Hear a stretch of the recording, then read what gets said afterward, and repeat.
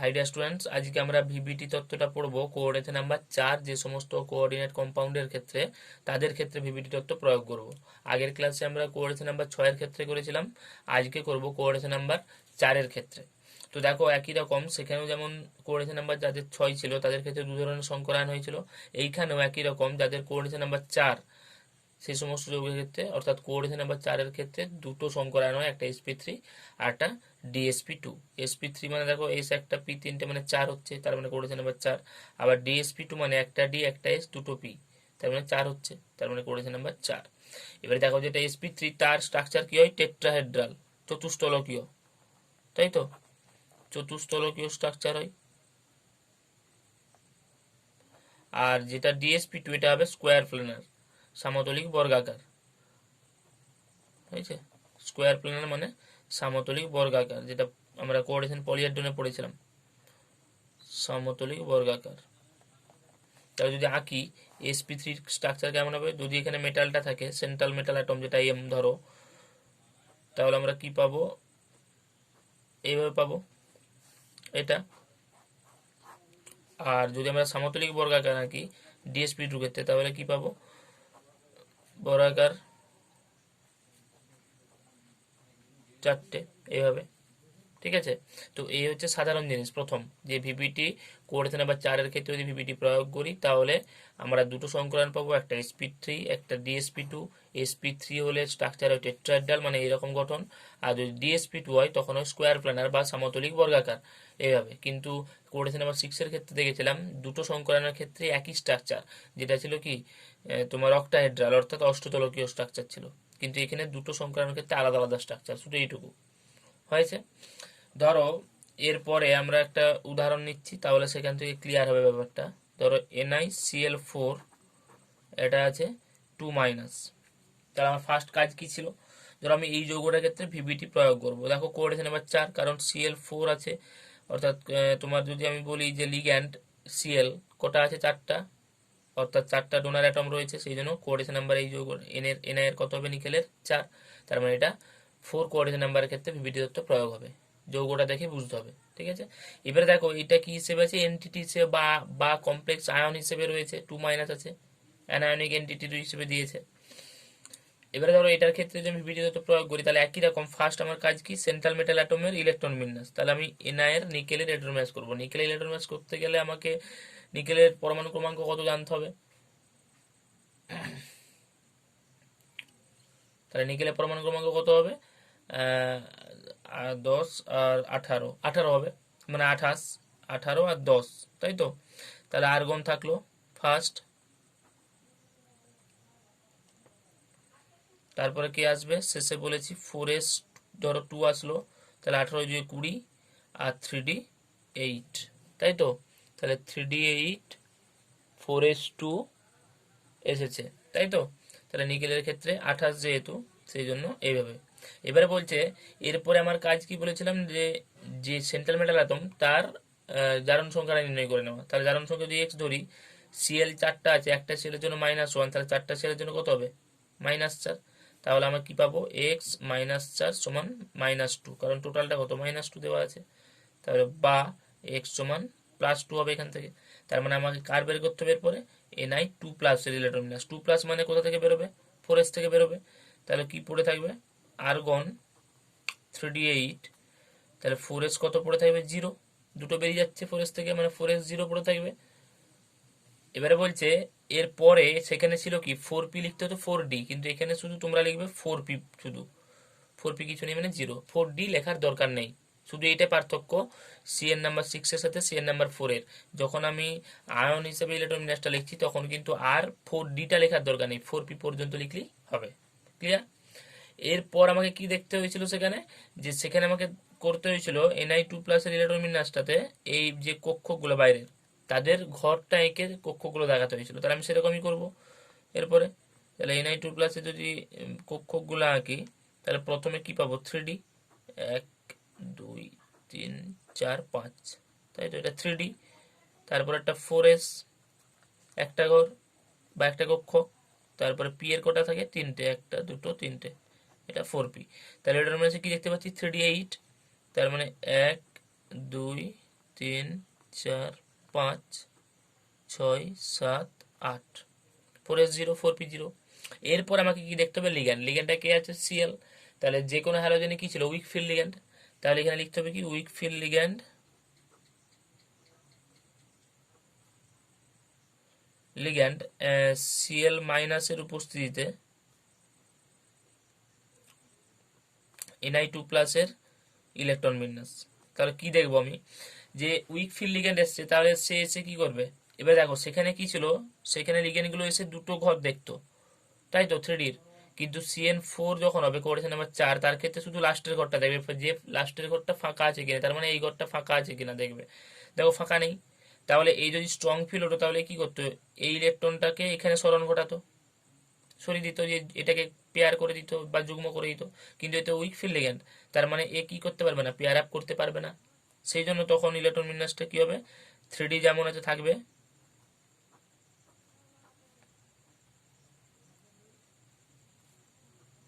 3D যেমন আছে থাকবে, কারণ পেয়ার আপ করতে পারবে না। উইক ফিল্ড লিগ্যান্ড লিখে দিয়েছি, সিএল তো week field ligand, CL minus. সেই জন্য কি করতে পারবে না, এই ইলেকট্রনটাকে সরাতে পারবে না, এখানে যুগ্ম করতে পারবে না, অর্থাৎ এরকম আনপেয়ারই থেকে যাবে। আর কটা এখানে রয়েছে, সিএল 4টা রয়েছে, তার মানে সে কি করবে, 4 জোড়া লোন পেয়ার দান করবে, তাই তো। তাহলে কোথা থেকে স্টার্ট হবে, এটা 4s, এটা 4p, এটা 3d, তাহলে স্টার্ট হবে এখান থেকে দান করতে। 4টা আছে সিএল, তার মানে 4টা লোন পেয়ার দান হবে, তাহলে একটা হয়ে গেছে, দুটো, তিনটে, চারটে। তার মানে ইলেকট্রন বিন্যাস কি হবে, sp3, কারণ একটা এস এর ঘর, পি এর 3টে ঘর, sp3।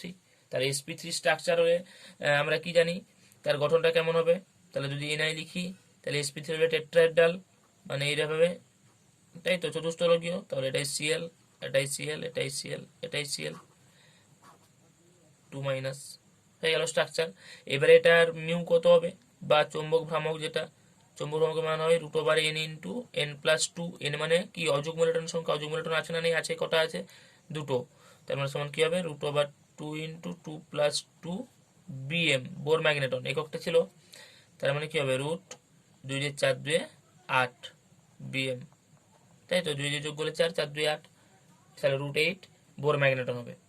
এবারে বলছে ধরো এটা কালারফুল হবে না কালারলেস হবে না, যেহেতু দেখো অযুগ্ম ইলেকট্রন আছে, তার মানে এটা কি হবে, কালারফুল হবে, মানে তোমার বর্ণযুক্ত হবে, হয়েছে। আর বর্ণযুক্ত হয়েছে এই যৌগটা, NiCl4, যে মাইনাস বা যে আয়নীয় অংশটা রয়েছে, সেটা কি হয়েছে, কালারফুল বা বর্ণযুক্ত। এরপরে যদি তোমাকে বলে যে এটা প্যারাম্যাগনেটিক হবে না ডায়াম্যাগনেটিক হবে, তার মানে আমি বলেছিলাম আগের ক্লাসে, দেখে নেবে যারা দেখোনি, যে যদি অযুগ্ম ইলেকট্রন থাকে তাহলে সেটা কি, প্যারাম্যাগনেটিক। আর যদি যুগ্ম ইলেকট্রন থাকে তাহলে ডায়াম্যাগনেটিক। তাহলে অযুগ্ম ইলেকট্রন আছে না নেই, আছে দুটো, সেই জন্য এটা কি হবে, প্যারাম্যাগনেটিক, প্যারাম্যাগনেটিক, হয়েছে। তার মানে আমি সব পেয়ে গেলাম। তো এই হচ্ছে কোঅর্ডিনেশন নাম্বার 4-এর ক্ষেত্রে। তাহলে কি কি দেখলাম, 4-এর ক্ষেত্রে দুটো সমীকরণ হয়, একটা sp3 আর একটা dsp2। sp3 হলে তখন থেকে চতুস্তলকীয় গঠন হবে, মানে এই রূপ গঠন। আর dsp2 হলে তখন থেকে স্কোয়ার প্ল্যানার বা সমতলিক বর্গাকার, মানে এই রূপ গঠন, ঠিক আছে। আর একটা জিনিস কি, এখানে একই রকম week field strong field ligand জানো, এখানে শুধু ব্যাপারটা কি না, 3Dর শেষ কক্ষকটাকে দেখবে। মানে কোঅর্ডিনেশন নাম্বার 6-এর ক্ষেত্রে কি দেখছিল, লাস্টের দুটো ফাঁকা আছে কিনা, কিন্তু এখানে কি দেখবে, যে শেষটা ফাঁকা আছে কিনা। কিন্তু উইক ফিল্ড লিগেন্ড আসলে সে পেয়ার আপ করতে পারবে না, সেই জন্য সে তার পথ থেকে তার লোন পেয়ার দান করবে। তারপর মানে কি, 4s থেকে। সেই জন্য এখানে দেখো সিএল 4টা ছিল, সেই জন্য 4 জোড়া লোন পেয়ার দান করেছে, সেই জন্য এ হয়ে গেছে, হয়েছে। 4টে লোন পেয়ার দান করেছে, সরি 4 জোড়া আমি 4টে লোন পেয়ার দান করেছে, সেই জন্য এখান থেকে গিয়েছে, হয়েছে।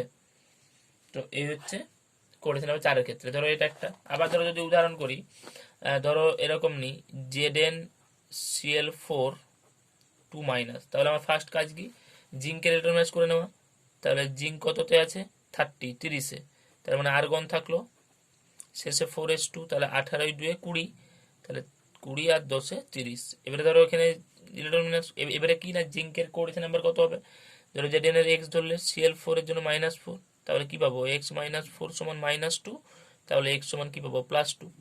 তার মানে আমাকে জিঙ্ক কত বের করতে হবে, জিঙ্ক 2+ এর ইলেকট্রন বিন্যাস করলে কি পাবো, ইলেকট্রন বিন্যাস করে দেখো 2+ মানে 4s থেকে চলে যাবে, তাহলে আর্গন পড়ে থাকবে 3d10, তাহলে 4s কত পড়ে থাকবে 0, আর লিখতে হবে 4p। 4d আর লেখা চলবে না, কোঅর্ডিনেশন নাম্বার 4 যেহেতু আর লেখা যাবে 4 কেন, এই যে Cl 4টা আছে, সেজন্য কোঅর্ডিনেশন নাম্বার 4 সিম্পলি। এরপর আমাকে কি করতে হবে না Zn2+ এর এই বাইরের কক্ষগুলোতে আঁকতে হবে। তাহলে যদি আঁকি ডি এর 5টা, 1 2 3 4 5, এস এর একটা, আর পি এর 3টে। তাহলে এটা 3D, এটা 4s, এটা 4p। তাহলে ডি এ 10টা আছে, মানে 5টায় 10টা, মানে দুটো করে প্রতিটাতে পেয়ার থাকবে, তার মানে যুগ্ম ইলেকট্রন রয়েছে 4s 4p 0। এরপরে সিএল কি, উইক ফিল্ড লিগ্যান্ড। তাহলে একই রকম লেখা হবে যে উইক ফিল্ড লিগ্যান্ড সিএল মাইনাসের উপস্থিতিতে, আর লিখছে না, লিখে নেবে Zn2+ এর ইলেকট্রন বিন্যাস যদি করি। তার উইক ফিল্ড লিগ্যান্ড মানে কি, এটা এখানে তো এমনিতে অলরেডি পেয়ার আছেই, এটা তো ফাঁকা নেই, লাস্ট কক্ষ ফাঁকা নেই, পেয়ার অলরেডি আছে। তার মানে সিএল কোথায় ডোনেট করবে, তার লোন পেয়ার ডোনেট করবে 4s থেকে। কটা ডোনেট করবে, 4টা। তাহলে এটা বিন্যাস করলে কি পাবো, এটা যেমন আছে থাকবে, এটা কোনো সরবে না, কারণ এখানে মানে এটা যদি স্ট্রং ফিল্ড লিগ্যান্ডও আসতো তাতেও কিছু হতো না, কিন্তু এখানে কিছু করা যেত না, কারণ কি লাস্টের কক্ষটা ফাঁকা নেই, তো পেয়ার আপি আছে। তাহলে এ ডোনেট করবে কোথা থেকে, 4s থেকে। তাহলে 4s একটা করলো, 4p এ কটা করবে, 3টে, তাহলে 4টা হয়ে যাবে, হয়েছে। তাহলে যদি এবার আমি দেখি যে ইলেকট্রন বিন্যাস করলাম, তাহলে এর সংকলন কি হবে, sp3, যেখান থেকে ডোনেট হয়েছে। sp3 হলে স্ট্রাকচার কি হবে, চতুস্তলকীয়। তাহলে এটাই সিএল, এটাই সিএল, এটাই সিএল, এটাই সিএল, 2-। এবার যদি দেখি এর হচ্ছে মিউ কত হবে, চৌম্বক ভ্রামকের মান দেখো, রুট ওভার সূত্রটা কি ছিল, রুট ওভার n × n+2। এখানে অযুগ্ম ইলেকট্রন হচ্ছে n, অযুগ্ম ইলেকট্রন আছে না, নেই, একটাও নেই, তার মানে মিউ এর মান কত হবে, 0। এবার এটা প্যারাম্যাগনেটিক না ডায়াম্যাগনেটিক, দেখো সবই পেয়ার আছে, সবই পেয়ার, তার মানে এটা ডায়াম্যাগনেটিক হবে, তাই তো। তাহলে ডায়াম্যাগনেটিক হবে। আর এটা কি, এটা কালারফুল না কালারলেস, দেখো যেহেতু কোনো অযুগ্ম ইলেকট্রন নেই, তার মানে এটা কি হবে, বর্ণহীন হবে, হয়েছে। এই যে বর্ণহীন হচ্ছে, ডায়াম্যাগনেটিক হচ্ছে, মিউ এর মান, এগুলো কিন্তু আমি আগের ভিডিওতে বলেছি, হ্যাঁ, ওটা একটু দেখে নেবে। তাহলে দেখো এটা গেল হচ্ছে Zn এর ক্ষেত্রে। এরপরে ধরো যদি আমরা আরেকটা কম্পাউন্ডের ক্ষেত্রে, মানে একটা ইয়ের ক্ষেত্রে করি, ধরো এনআই, ধরো সিএন আছে, এবারে এবারে ধরো সিএন আছে, সিএন হোল 4, এবারে ধরো 2- আছে, সিএন আছে, হয়েছে। তাহলে আমার ফার্স্ট কাজ কি না, নিকেলের ইলেকট্রন বিন্যাস করা। তাহলে নিকেলে যদি ইলেকট্রন বিন্যাস করি, নিকেলের কততে, 26-এ নিকেল,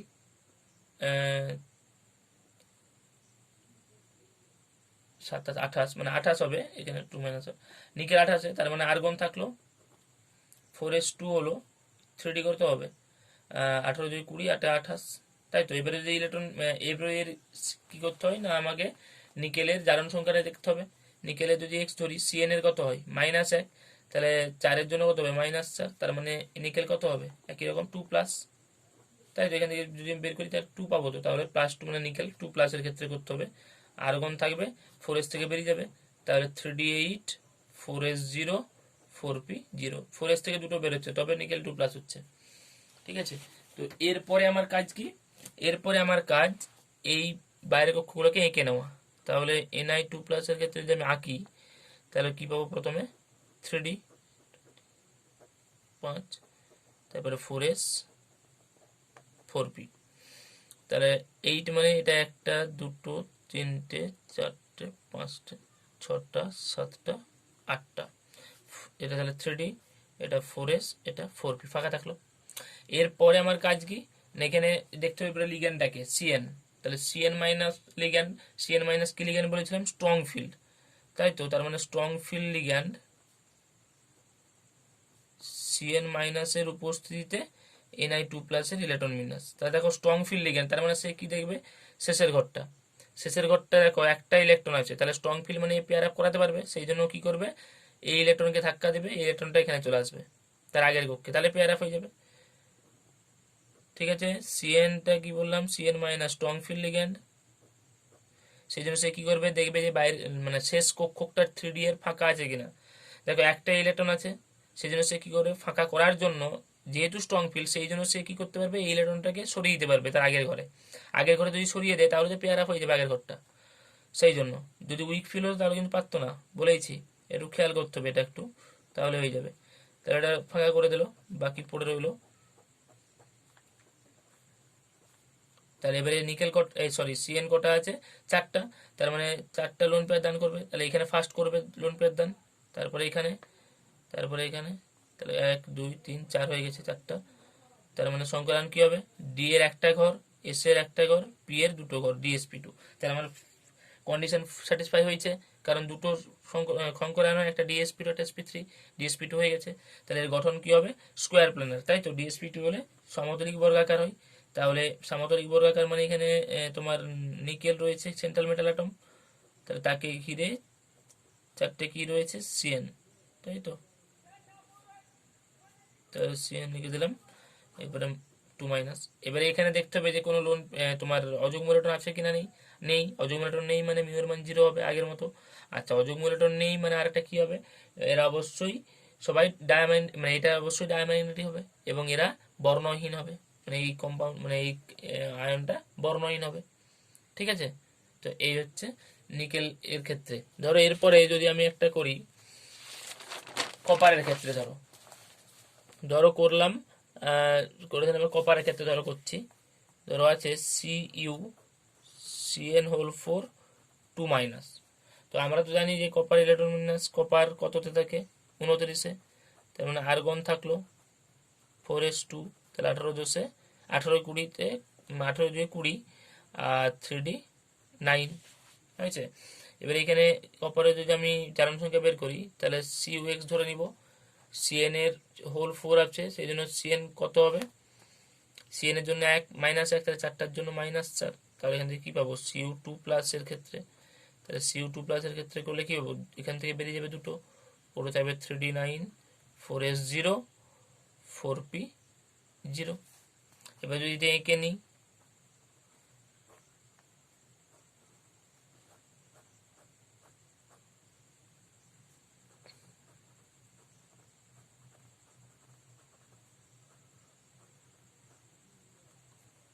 থ্রি ডি 4s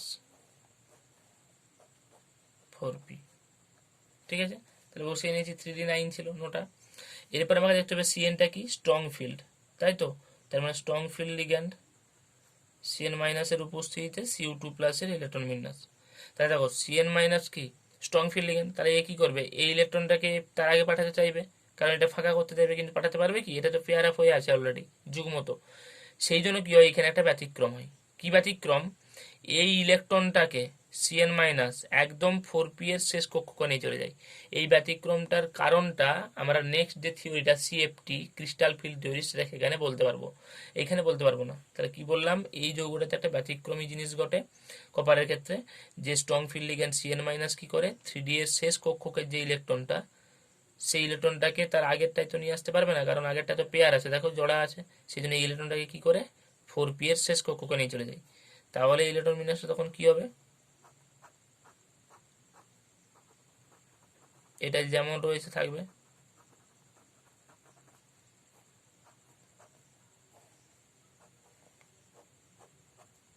তাহলে 4p-তে নিয়ে চলে গেল। এরপরে কপারের সরি, এরপরে কটা সিএন রয়েছে, 4টা, সেটা 4টা রয়েছে মানে সে ডোনেট করবে। এবারে বলছে সে, সরি এটা তো থাকবে না, সে তাহলে ডোনেট করবে কি করে, 4টাতে। তার কোথা থেকে স্টার্ট করবে, এখান থেকে, এটা ফাঁকা হয়ে গেছে, এখান থেকে স্টার্ট করবে, দুটো তিনটে চারটে, 4টে আছে বলে 4টে, তাহলে তার সংকরায়ন কি হচ্ছে, ডিএসপি2, তাই তো। তাহলে ডিএসপি2 যদি হয় তখন তার গঠনটা কি হবে, ডিএসপি2 হলে তার গঠন হবে সমতলিক বর্গাকার। তার মানে তোমার কপার থাকবে,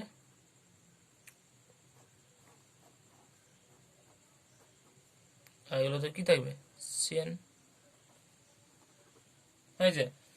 এবার দেখো এটা সমতলিক বর্গাকার হল। এবার এখানে লোন পেয়ার আছে না নেই, মানে তোমার সরি অযুগ্ম ইলেকট্রন আছে না নেই, আছে, দেখো পি আছে, এটা 4s, এটা 4p, এটা 3d। দেখো 4p-তে একটা অযুগ্ম ইলেকট্রন আছে, তার মানে মিউ এর মান কত হবে, √n into n plus 2, n এর মান 1, সেই জন্য 1 ইন্টু 1 প্লাস 2 মানে √3bm হবে বোর ম্যাগনেটন, তাই তো, √3bm। এবার অযুগ্ম ইলেকট্রন আছে বলে এটা কি হবে, প্যারাম্যাগনেটিক, প্যারাম্যাগনেটিক হবে, মানে প্যারাম্যাগনেটিক ধর্ম দেখাবে। এবং এটার ক্ষেত্রে কালারফুল না কালারলেস, যেহেতু অযুগ্ম ইলেকট্রন সেই জন্য কালারফুল, মানে বর্ণযুক্ত যৌগ হবে, এটা বর্ণযুক্ত এন্টিটি বা আয়ন হবে, কমপ্লেক্স আয়ন, বর্ণযুক্ত কমপ্লেক্স আয়ন হবে, যেহেতু অযুগ্ম ইলেকট্রন রয়েছে। ঠিক আছে, তো আমরা তাহলে এই হচ্ছে সিএন নাম্বার 4। আশা করি নিশ্চয়ই বুঝতে পেরেছি, একদম সিম্পলি বলা হয়েছে। কোঅর্ডিনেট নাম্বার 4 ক্ষেত্রে এইভাবে হয়। তাহলে এর আগের ক্লাসে আমরা সিএন নাম্বার 6 এর ক্ষেত্রে ভিভিডি থিওরি দেখলাম, আজকে সিএন নাম্বার 4 এর ক্ষেত্রে ভিভিডি থিওরি দেখলাম। ধরো এরপরে আমি আগের দিনেরও একটা করিয়ে দিচ্ছি, ধরো একসাথে। ধরো যদি আগের দিন একটা করাই, ধরো